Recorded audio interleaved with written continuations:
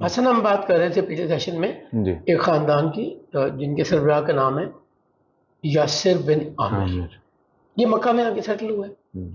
ان کا بیٹا یہ بھی حبشی. یہ بیٹا رسول اللہ صلی اللہ علیہ وسلم سے انٹریکشن ہوا اور ایمان لے آیا. آ کے اپنے والدین کو اس نے کہا کہ میں ایمان لے آیا. ان کو یہ تم نے کیا کیا؟ تو ان کے بیٹے نے سورہ الدحا سنائی انہیں. والدحا واللیل اذا سجا. وہ جوں سنتے گئے نا، اور جب انہوں نے آخری ماں بنعمت ربی کا فحدث پڑھا یا کہا، تو ان دونوں نے کہا کہ یہ کسی انسان کا کلام نہیں. اچھا، میں پہلے بھی یہ بات کہہ چکا ہوں، پھر آج کہہ رہا ہوں، ہم جو نان عربک سپیکنگ لوگ ہیں ہم فرق نہیں سمجھ پاتے.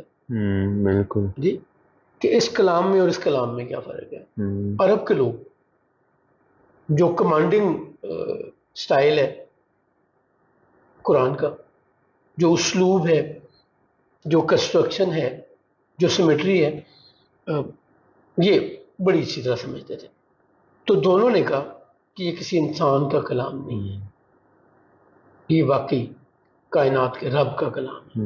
وہ دونوں ایمان لے آئے. یاسر بن عامر بھی ایمان لے آئے اور ان کی بیوی بھی ایمان لے آئے. بیٹا پہلے ایمان لایا ہوا. یاسر بن عامر کی بیوی دائیا تھی،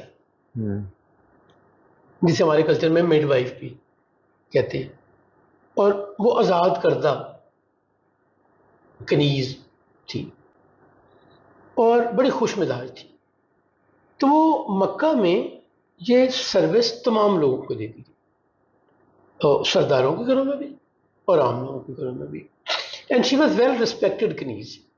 کنیز سے آزادی کے باوجود رسپیکٹ بڑی تھی ان کی. جی یہ بھی حبشہ سے تھی؟ جی حبشی تھی. اوکے ٹھیک، یہ حبشن تھی. اب یہ ان کے ریلیشن شپ بھی بہت تھے. جی، ابو حذیفہ کی کنیز تھی. جیسے ہی ایمان لائی، ابو حذیفہ نے بلایا اور کہا کہ دین چھوڑ دو. میں پوچھنا چاہوں گا ابو حذیفہ کون تھا؟ ہاں، ابو حذیفہ بن مغیرہ، ولید بن مغیرہ کا بھائی، اچھا، ابو جہل کے چچا. صحیح ٹھیک، صحیح. ابو حذیفہ بن مغیرہ بن شام. نہیں، ہاں ٹھیک. یہ ابو جہل کو ذمہ داری دی گئی کہ یہ کنیز سابی ہو گئی ہے، بے دین ہو گئی ہے، اس کی طرح عقل ٹکانے لگا. انہوں نے اعلان کر دیا تھا؟ جی، یہ وہ لوگ ہیں جنہوں نے اناؤنسمنٹ اور یہ 3 سال کے بعد کی باتیں ہیں. پہلے 3 سال میں تو لوگوں کو پتہ ہی نہیں چلا، پتہ نہیں تھا. خاموش تبلیغ. تبلیغ کیا تو پتہ بعد میں چلا. ظلم و ستم 3 سال بعد شروع ہوا، کیونکہ لوگوں کو 3 سال بعد پتہ چلا نا اس دین کا یا لوگوں کے ایمان لانے کا. ابو جہل نے مارا. پہلے تو یہ دیکھیں، ایک مرد کا عورت کو مارنا، جی بہت مارا. انکار کر دیا، نہیں مانوں گی، میں اسی دین پہ رہوں گی. اب ابو جہل کی عادت ہو گئی، اس نے روز آنا ہے اور کوڑے مارنے ہیں. اور کوڑے مارنے کے لیے یہ ایک سٹرکچر پہ اسے ٹکٹکی پنجابی میں اردو میں کہتے ہیں، ہاتھ دونوں باندھ دیتے ہیں، پاؤں باندھتے ہیں اور پھر کوڑے مارے جاتے ہیں. تو ایک عورت کو یوں کوڑے مارے جاتے ہیں. ابو جہل مارتا تھا. انہوں نے ہر تکلیف کے باوجود دین پہ قائم رہی. عورتوں کو پتہ چلا تو ابو جہل کے اپنے گھر کی عورتوں سمیت سرداروں کی بیویاں، بہنیں، بیٹیاں آئیں اور ابو جہل سے کہا کہ نہ کر، اس کا ہم پہ احسان ہے، بڑے مشکل وقت میں ہمارے کام آتی ہے، مناسب نہیں ہے. ابو جہل تب بھی نہیں مانا. ابو بکر ابن ابو قحافہ ابو جہل کے پاس جاتے ہیں، کہتے ہیں یہ آزاد کر دو اور مجھے دے دو. جی نہیں مانتا. قیمت بڑھاتے بڑھاتے 100 درہم آفر کرتے ہیں، نہیں مانتا. آپ کو یاد ہے بلال حبشی کو، بلال بن رباح کو ابو بکر ابن ابو قحافہ میں کتنے پیسوں میں خرید کے آزاد کیا تھا؟ امیہ بن خلف نے کہا تھا اگر مر گیا ہے تو 100 درہم 100 کا، ورنہ 200. اگر زندہ ہے تو 200. اور پھر ہنسا تھا. آزاد کرا کے جب لے کے جا رہے تھے تو کہا تھا کہ ابو بکر میں تو تم کو بڑا سمجھدار تاجر یا بزنس مین سمجھتا تھا، تم نے گھاٹے کا سودا کیا. یعنی اس کے خیال میں بہت زیادہ پیسے دے دیے تھے. جیسے اب درد ایک غلام بھی لیا تھا ساتھ. جی ساتھ میں غلام بھی جی. لیا تھا. ابو بکر 100 درہم کی آفر کرتے ہیں، وہ نہیں مانتا. 150 درہم کی آفر کرتے ہیں، وہ نہیں مانتا. ابو بکر آفر کرتے ہیں کہ میں اس کے ساتھ ابل کافیہ بھی دوں گا. ابل کہتے ہیں اونٹ کو. ابل کافیہ ایسا اونٹ ہوتا ہے جو کسی کے قتل کے بدلے میں جب آپ دیت دیتے ہیں یا خون بہا دیتے ہیں تو بڑا قیمتی اونٹ اس میں دیا جاتا ہے، اور یہ لینے والے کے لیے عزت کا نشان بھی ہوتا ہے. اچھا. تو ابو بکر ابن ابو قحافہ نے یاسر بن عامر کی مسز کے لیے یہ آفر بھی کی کہ پیسے بھی لے لو. نہیں. ابو جہل کا بنیادی مقصد یہ تھا کہ اگر میں نے آزاد کر دیا تو لوگوں کو رستہ نظر آ جائے گا. ایک اکٹھ ہوا مکہ میں، سرداروں کا ایک اکٹھ ہوا اور انہوں نے فیصلہ کیا کہ کوئی غلام ابو بکر کو نہیں بیچا جائے گا.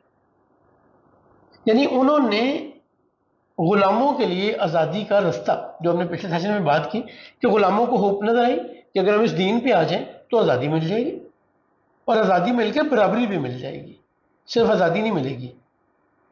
انہوں نے کاؤنٹر ڈیسیژن کیا لیے کہ ہم نے ابو بکر کو بیچنا ہی نہیں ہے غلام.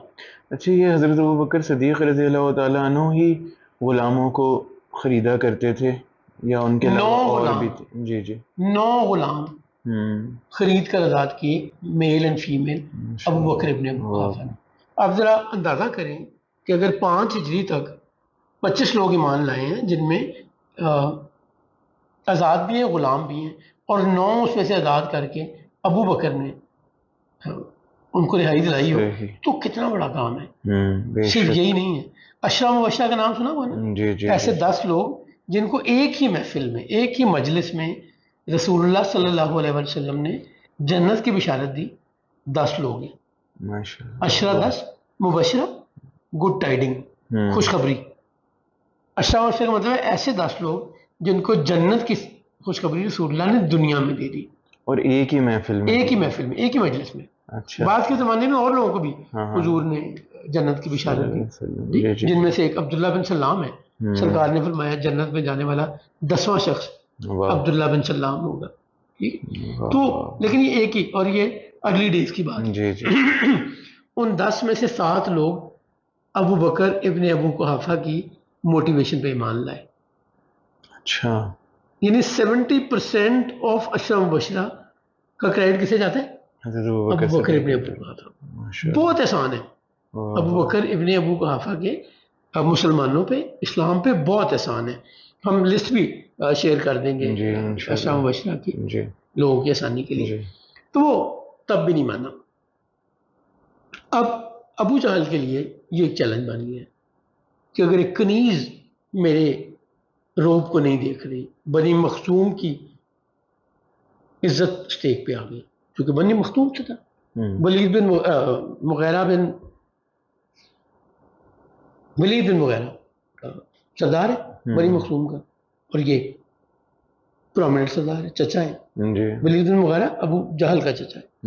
تو اس کو تھریٹ نظر آ رہی ہے کہ میرے جیسا تگڑا سردار اور ایک کنیز نہیں مان رہی. اس نے دونوں میاں بیوی کو زمین میں دبایا، اسی طرح مارا پیٹا، اور بیٹے کو کھڑا کر کے سامنے. اب دیکھیں کتنی تکلیف ہوگی اس بیٹے کے لیے جن کے ماں باپ کو زمین میں دبا دیا جائے اور یوں مارا پیٹا جائے.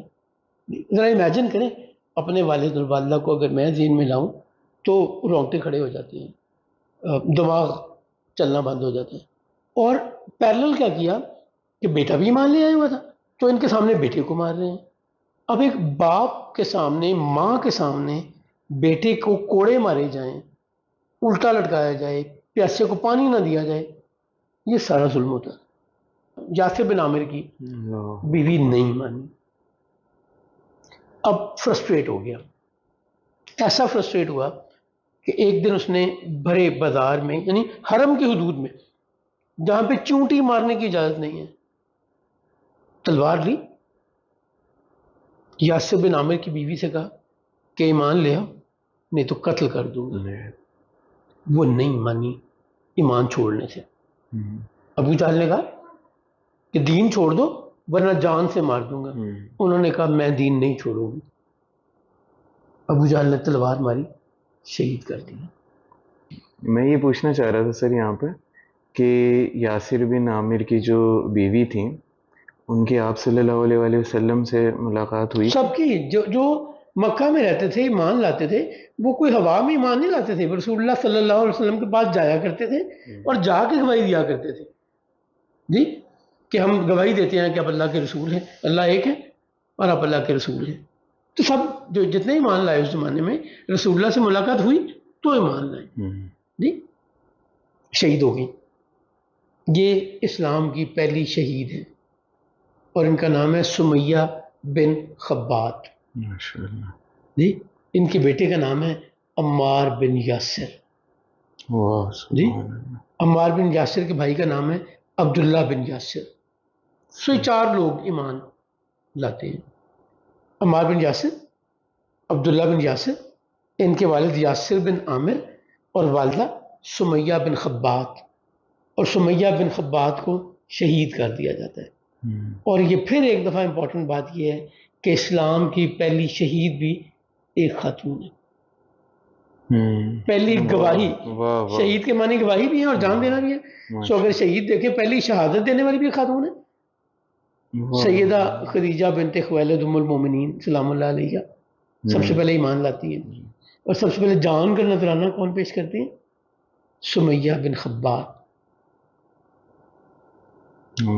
اس دین نے یہ فرق رکھا ہی نہیں.